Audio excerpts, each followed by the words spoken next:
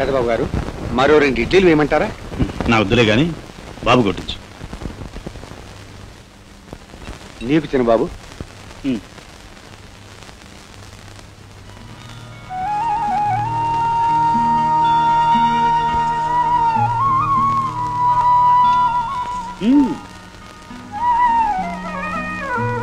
చాలు.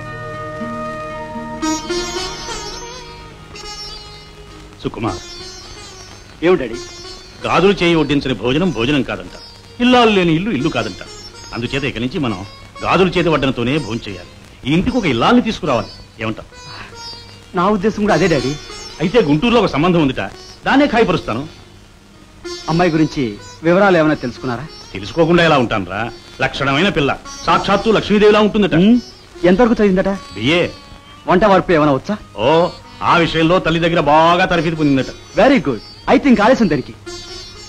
అన్నవరం గుళ్ళో అమ్మాయి మెళ్ళలో తాళి కట్టి పెళ్లి చేసుకుని వెంటనే ఇంటికి తీసుకొచ్చేయండి. నేనా పెళ్లి చేసుకోవడం? తప్పే ఉంది డాడీ. మీ వయసు ఎంత? 40-45 కంటే ఎక్కువ ఉండవు. ఈ వయసులో ఎంతో మంది పెళ్లిళ్ళు చేసుకుంటున్నారు, పిల్లలను కూడా కంటున్నారు. ఏమి ఫలితం రా? పెళ్లి వచ్చిన కొడుకు ఇంట్లో ఉండగా నేను పెళ్లి చేసుకోవడమా? డాడీ, ఈ లోకంలో అన్నిటికంటే భరించడానికి దేవుడో తెలుసా? ఏమిటి? ఒంటరితనం. ఈ వయసులో మీరు ఒంటరిగా కాలం గడపడం ఎంత దుర్భరమో నేను అర్థం చేసుకోగలను. అందుకే డాడీ మీరు పెళ్లి చేసుకోవాలి. డాడీ, నా గురించి మీరు అంత తొందరపడుతున్నారు కానీ అసలు నా వయసు అంతా ఆఫ్టర్ ఆల్ 20 సంవత్సరాలు. నేను పెళ్లి చేసుకోవడానికి, సుఖించడానికి నాకు ఇంకా చాలా లైఫ్ ఉంది. కానీ మీ గురించి మీరు ఎప్పుడైనా ఆలోచించారా? నో. ఇప్పటికే మీరు మీ లైఫ్ చాలా వేస్ట్ చేశారు. ఉన్న ఈ కొద్దిపాటి లైఫ్ నైనా మీరు ఎంజాయ్ చేయాలి. ఎంజాయ్ చేయకపోతే బతుకు సార్థకత ఉండదు. It has no meaning at all. Daddy, మీరు నిస్సారంగా ఉండటం నేను సహించలేను. మిమ్మల్ని సవరించకపోతే నీ కొడుకు అని చెప్పుకోవడం దండుగా. It's a waste. yes daddy, it's mere waste. Sukumar, పక్షి మేత దొరకగానే తను తినకుండా ముక్కును ఖర్చుకుని వచ్చి తన పిల్లలకి తినిపిస్తుంది. తన ఆకాశంగత పట్టించుకో. నేనింతకాలం నన్ను గురించి, నా సరదాల గురించి ఆలోచించలేదు. నీ మీదే ఆశలు పెట్టుకున్నాను. నిన్ను ప్రయోజకుణ్ణి చేశాను. అలా చేయడంలో నాకు నేనే మిగిలిపోయాను. కానీ నాలో ఏ విధమైన కోర్కెలు లేవు. ఉన్నదల్లా ఒకటి, నువ్వు ఒక ఇంటి వాడివై పిల్లాజలతో కళకళలాడుతుంటే చూసి ఆనందించాలని, ఆ ఆనందంతో నా శేష జీవితాన్ని గడపాలని. అంతే. డాడీ, నా గురించి మీరు చేసిన త్యాగాన్ని ఇంతవరకు భరించాను, ఇక భరించలేను. ప్లీజ్ మీరు పెళ్లి చేసుకోవాలి. పెళ్లి చేసుకోమని ఏ తండ్రికి ఏ కొడుకు సలహా ఇచ్చినట్లు చరిత్రలో రుజువు లేవు. కానీ నేను ఇస్తున్నాను. ఎందుకో తెలుసా? చరిత్రలో మిగిలిపోవాలని. పెళ్లి అందరికీ పరిపూర్ణమైన సుఖాన్ని ఇవ్వదు. కొందరి పాలిట అది శాపంగా కూడా తయారవుతుంది. No no no no. మీ పాలిట అలా కాదు. మెడ మీదకి వచ్చిన కత్తిని కూడా మెత్తని పూలదండగా మార్చుకునే సమర్థత మీకుంది. సుకుమార్, సుకుమార్, ఇందాక నువ్వు అన్నావే ప్రపంచంలో కల్లా భరించరాంది ఒంటరితనము అని. ఆ ఒంటరితనంలో ఉన్న కంటకాన్ని మనవళ్లతో ఆడుకుంటూ మాపుకోవాలనుకుంటున్నానే కానీ మళ్లీ పెళ్లి చేసుకుని మాత్రం కాదు. డాడీ, మీతో మీ కొడుగ్గా నేను వాదించడం లేదు. ఓ స్నేహితుడుగా, మీ హితుడిగా చెప్తున్నాను. మీరు పడ్డ కష్టానంతా మర్చిపోవడానికి తోడు కావాలి. మనసులో ఉన్న మాటలు చెప్పుకోవడానికి ఓ మనిషి కావాలి. మీకు సేవలు చేసుకోవడానికి అనువైన వ్యక్తి కావాలి. ఇవన్నీ చేయడానికి నాకు టైం లేదు. అందుకే ఇవన్నీ చూసుకోవడానికి ఓ అర్ధాంగిని ఎన్నుకోమంటున్నాను. అమ్మా నాన్న అని అనవంటూ చిన్నప్పుడు నీకు మాటలు నేర్పాను. ఇప్పుడు నాకే నీతులు చెప్పేటంత ఎత్తుకెదుగుతావని ఎన్నడూ అనుకోలేదురా.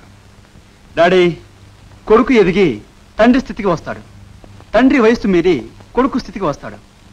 మీరు ఇప్పుడు కొడుకు స్థాయిలో ఉన్నారు, నేను తండ్రి స్థాయిలో ఉన్నాను. అంచేత మీరే నా మాట వినాలి. తప్పకుండా వింటారనే నమ్మకం నాకుంది. వస్తాను.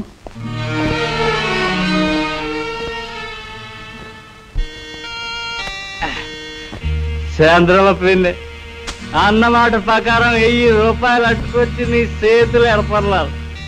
ఆ రాణికాసలు రంగమ్మతోటి అర్జెంటుగా పెళ్లి చేసేసి, అర్జెంటుగా శోభనం చేసేసి నా ఇంటికి పంపాలి. అలాగే. మరి పెళ్లి ఖర్చులు ఎంత అవుతుంది? ఎంత లేదన్నా అవుద్ది. సర్లే, మా అమ్మ కడియాలుండయి, అవి అమ్ముకొచ్చి ఇస్తా. మరి నాకు 2 కోకలు కూడా కొనిపెట్టాలి. నీ ఎవరు? సర్లే, ముందు పెళ్లి గాని.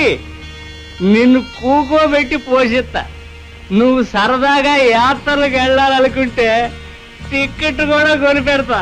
సరేనా? సరేనా? సరేలే. రంగమ్మ రంగమ్మ రంగమ్మ, మీ అదృష్టం పండిందే. ఆ ముత్తయ్యగాడు నిన్ను పెళ్లి చేసుకుంటానని మాట ఇచ్చాడే. ఏ ముత్తయ్యగాడు? ఆ తాగుబోతు ముత్తయ్యగాడేనా? ఏం తాగుతాలేవే, ఏదో సరదా పుట్టినప్పుడు ఓ సొక్కేసుకుంటాడంతే. ఆడి సంగతి నేను కళ్ళారా చూస్తున్నానుగా. ఆడు నేను కట్టుకోను. ఓ అబ్బో మా గొప్పదాన్ని బయలుదేరావే. ఆని కట్టుకోకపోతే ఇంకెవని కట్టుకుంటావే? నీ రాణి కాసులు చూసి రాజకుమారుడు వస్తాడా, కరేపాకు అమ్మకం చూసి కలెక్టర్ వస్తాడా? నాకు తగ్గవాడెవడో ఒకడొస్తాడు. నువ్వు మాత్రం ఈ టింగు టింగు సంబంధాలు తేకు. ఇది టింగు టింగు సంబంధమా? కాదు, నువ్వేదో లత్తుకొరు పనిచేసి మెత్తబడుంటావు. ఆడు నీ చేతిలో కాంత తడి చేస్తుంటాడు. ఆ డబ్బు చూసుకుని నా గొంతుకోయాలనుకుంటున్నావు. నీ సంగతి అందరికీ తెలిసిందేగా. ఒట్టి డబ్బు మనిషి. డబ్బు కోసం ఏ గడ్డైనా సరే తింటావు. అమ్మో అమ్మో, నన్నే సీ అంటావా? మొదలష్టదానా, ఎంత మొన్నరికివే నీకు. చిన్నప్పటి నుంచి సార్ తీసి పెంచినందుకు నన్నే ఇంత మాట అంటావా? ఇంకొక చలం ఇంట్లో ఉండటానికి ఇల్లేదు. ఎల్లు, ఎక్కడికి వెళ్తావా? ఎల్లు. నువ్వెక్కడికి వెళ్ళక్కర్లేదు రంగమ్మ. నువ్వు గుడిసేసుకునే వరకు ఈ గుళ్ళోనే ఉండు. అవునే రంగమ్మ, గుళ్ళోనే ఉండు. కావాలంటే నా సాపా దుప్పటి నువ్వే వాడుకో. మంచికి చెడ్డకి అన్నిటికీ తోడు నే ఉంటాగా. ఓ అబ్బో, గొప్ప మగాడి బయలుదేరా. నాకేం చెయ్యక్కర్లేదు. నా బతుకు నేను బతకగలను. పూజారి బాబు చెప్పినట్టు కట్టపడి సొంతంగా ఓ ఇల్లు కట్టుకోగలను. నీ గురించి నువ్వు ఆలోచించుకో. ఆ శ్రమ నాకెందుకే, అన్నీ చూసి పెట్టడానికి నువ్వున్నావుగా. ఉంటాను. అలాగే కళ్ళు గంటా ఉండు. మీ కలలు ఫలించేలా ఆ స్వామి చల్లగా చూస్తాడు. తొందరపడకండి. పద. నా మాట నమ్మురాదా? నిన్ను చూడటం కోసమే మీ నాన్న దగ్గరికి వస్తున్నాను. ఏమిటి బాబు, మా అమ్మాయికి ఏమిటి చెప్తున్నావు? ప్రేమాయణం. రామాయణమా? చెప్పు బాబు చెప్పు. పుణ్యం పురుషార్థం వస్తుంది. శ్రద్ధగా వినవే. గోపాలం, మా నాన్న దగ్గర డబ్బులు తీసుకుని నువ్వు నిజంగా ఎక్కడికి వెళ్ళలేదు? లేదు రాదా, మీ నాన్నకు నమ్మకం కలిగేలా ఒట్టి కట్టుకదలల్లి చెప్తున్నాను. ఒట్టు? ఒట్టు. ఏమిటి గట్టా? హనుమంతుడు సముద్రం గట్టు దాటాడా? అప్పుడే కథ చాలా చెప్పేశావే. ఇదిగో మీ అమ్మాయిని మ్యారేజ్ చేసుకుంటా. మీగడ పాలతోటి కాఫీ కావాలా? అలాగే. అమ్మా, కాఫీ కదే, కళ్యాణం. కళ్యాణం సీతారాముల కళ్యాణమా? నవమి నాడు వస్తుంది. మీరిద్దరూ మాట్లాడుతూ ఉండండి, నేను వంటింట్లోకి వెళ్ళి కాఫీ పెట్టి తీసుకొస్తాను. మీ అమ్మతో పెద్ద ఇబ్బంది లేదు మన పెళ్లికి. చిక్కంతా మీ నాన్నతోనే. అమ్మో, నాన్న చేస్తాడు. నువ్వు ఓకే. కావులెత్తుతున్నావేంటి? వాళ్ళ గురించి ఎప్పుడొచ్చా? నేను పొద్దుటే వచ్చేసాను బాబాయ్. నువ్వు ఎక్కడ కనిపించపోయేటప్పుడు బావిలో ఉన్నావేమోనని ఎతుకుతున్నా. సర్లే, పైకిరా. అలాగే. గోపాలం రా రా. వచ్చాను. వాళ్ళ పొల్లు విషయాలు పొల్లు పోకుండా చెప్పాలి. చెప్పనా? ఇక్కడి నుంచి చిన్నగా పాలకొల్లు పంచవన్నెల రామచిలక దగ్గరికి వెళ్ళాను. ఆ చిలక నన్ను దగ్గరకి తీసుకుని సుతోరంగా ఇలా కౌగిలించుకుంది. ఆ తర్వాత నా బుగ్గ మీద తీయగా ముద్దు పెట్టుకుంది. ఆ తర్వాత నీలాగా నాకు చెమటలు పట్టాయి. పట్టడం సహజం. తర్వాత పోలీస్ విజిల్స్ చంపించి నా గుండె బ్యాండ్ మేళం కింద మోగిపోయింది. వెనక ముందు ఆలోచించకుండా దొడ్డు కూడా దాటి పరిగెత్తుకుంటూ పారిపోయిస్తాను. వట్టి నష్టజాతకుడు రా. నక్క కాదు, కుక్కతో తొక్కేళ్ళు ఉంటాం. ఏదోటి తొక్కేలా బాబాయ్ తెలుసా? ఏట్రా? కన్నాపురంలో ఒక మంచి కనకాంబరం ఉందట. కనకాంబరం లేదు, నీలాంబరం లేదు. అమలాపురం అనంతమ్మ కూతురు కన్నరకానికి సిద్ధంగా ఉందంట. ఇక ఈ 200 పట్టుకెళ్ళి శాస్త్రోక్తంగా తంతు జరిపించుకుని మళ్ళీ తిరిగి వచ్చాక జరిగింది జరిగినట్టు నాకు ఎక్స్ప్రెషన్ చెప్పు. ఇదిగా జాతిగా జాపత్రి, అందులో చిన్నవిత్త కత్తురు కూడా కలుపుకుని ఇల్లు నడుచుకుని నవ్వులుతా వెళ్ళు. చొక్క మీద కూసుకుని ఏంటో ఈ కాలం పిల్లలకి అన్ని ఎక్స్ప్లెనేషన్ చేయవలసి వస్తా ఉంది.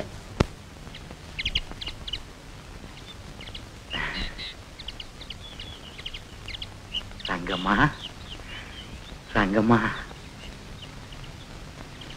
పాపం అలిసిపోయి నిద్ర అవుతుంది.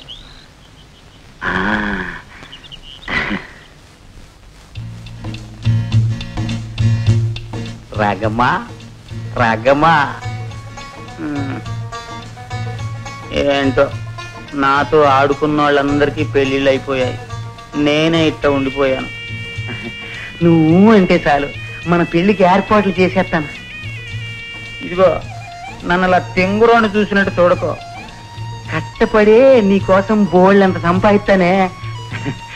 ఏమైనా సరే ఇయ్యాలి నీ చేత తీయటి మాట చెప్పించాలనే లడ్డూలు తెచ్చాను, తిను.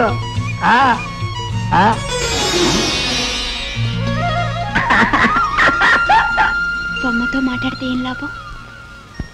నాతోనే తిన్నగా చెప్పచ్చుగా.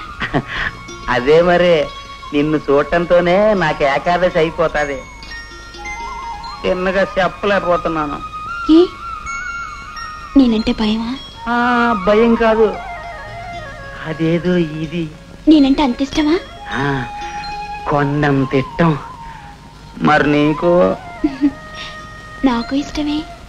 రంగమ్మా సీతన్న రంగమ్మా.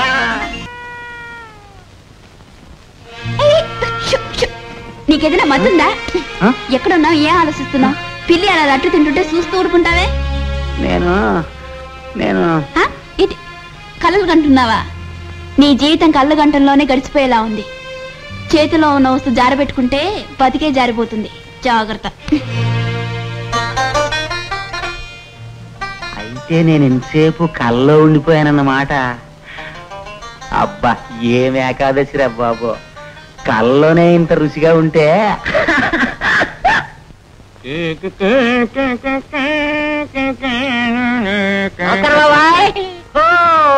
కోపాలం ఏంటి అమలాపురం చేసేలా చెప్పు. నువ్వు చెప్పినట్టుగా అనంతలక్ష్మి ఇంటికి వెళ్ళాను, నీ పేరు చెప్పాను అంతే. ఇక్కడ గంతేసింది అనుకో. మన పేరు చెబితే అన్నమాట. మహేంద్ర తాత గారు మాకు బావగారు లాంటి వారు, ఆయన అంటే మాకు చాలా అభిమానం అని చెప్పింది. అబ్బాయి అభిమానం కలదాన్ని ఇంకోసారి చూసినా తప్పలేదు. చూడటం కాదు బాబాయ్, వాళ్ళ చేతి మీదుగా స్నానం చేయించుకోవాలి. పన్నీటితో తల్లి కూతుళ్ళు ఇద్దరు కలిసి స్నానం చేయించారు నన్ను. పన్నీటి తోట. ఆ తర్వాత సాంబ్రాణి ధూపం వేశారు. సాంబ్రాణి ధూపం. ఆ తర్వాత మల్లెలు పరిచిన పాన్పు మీద కూర్చోబెట్టారు. మల్లెల పాన్పు.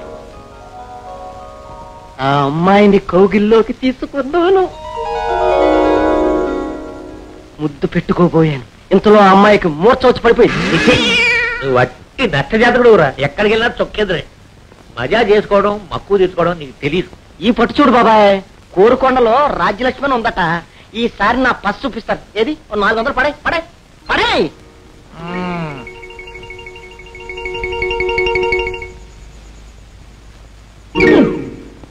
ఇందులో ఓ పావలా పెట్టి అరడుబడి కొని పోదారు గారి మూతం పెట్టించుకుని శకునం చూసుకుని మరీ ఇల్లు. అలాగే కోరుకుండా రాజలక్ష్మి కోరుకోండి.